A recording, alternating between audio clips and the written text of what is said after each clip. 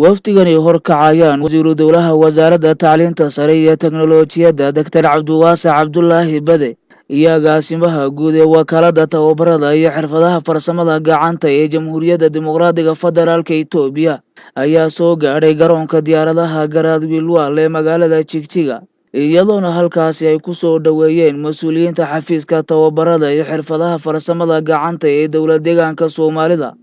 haddaba wafdigan ayaa markii ay soo gaadheen garoonka diyaaradaha Garaadwilwal ee magaalada Jigjiga ayaa waxaa halkaasi hadalla soo dhaweynaha ka soo jeediyey wasiirka xafiiska tababarada iyo xirfadaha farsamada gacanta ee dowlad deegaanka Soomaalida Mudane Cabdiraxmaan Ciid. waxaanu halkan iskugu nimid maanta inaan ku soo dhaweyno wasiir ku-xigeenka tacliinta sare iyo sayniska dowladda federaalka Itoobiya Dr. Cabdiwasac Cabdullaahi.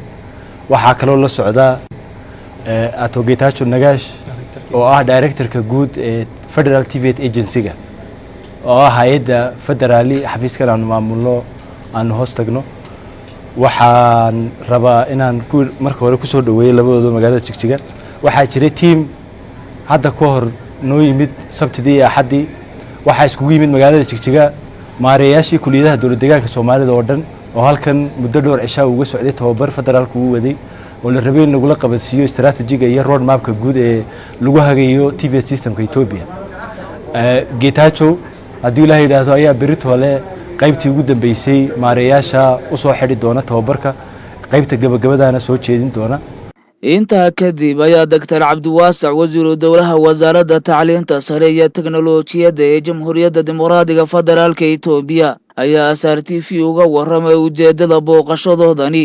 waxaan u imidayay aniga tiimkaygu sidii aan isku xiri lahayn TVET-ka kilka iyo kan federaalka gaar ahaan tan anigu xil saaranahay oo ah farsamada gacanta.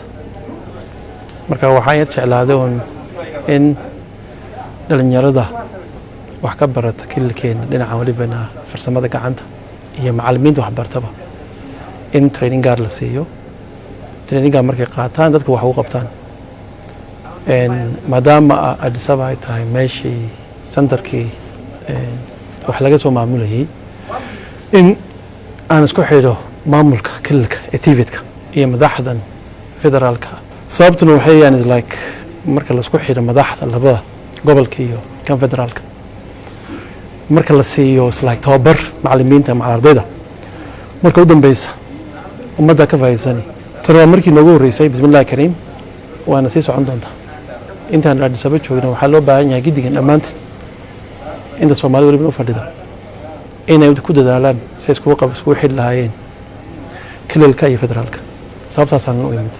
sidoo kale agaasimaha guud ee wakaaladda tababarada iyo xirfadaha farsamada gacanta ee Jamhuuriyadda Dimuqraadiga Federaalka Itoobiya ayaa sheegay in la qaban doono tababar ku saabsan sidii kor loogu qaadi lahaa si loo soo saaro cudud u tababaran xirfadaha farsamada gacanta. እንግዲህ ጅግጅጋ ስመጣ ዛሬ ለሁለተኛ ጊዜ Jigjiga waa markii labaad ee aan yimaado. ujeedada aan u imidna higsiga u yaala wakaaladda tababarada iyo farsamada gacanta ee federaalka waa sidii ay u soo saari lahayd cudud u tababaratay si kor loogu soo qaado dhaqaalaha looguna gudbo nidaamka teknolojiyadda. guud ahaan hay'adaha tababarada iyo farsamada gacanta waxaa naga dhaxeeya xiriir caawimaad annaga oo taageero siina deegaanada.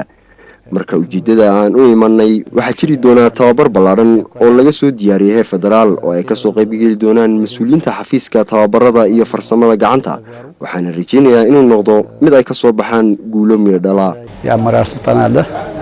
ይሄን አመራር ለመስጠት ነው የመጣሁት ማለት ነው። አምሹር ጥሩ ውጤት ተጠብቃለሁ እያስባለሁ።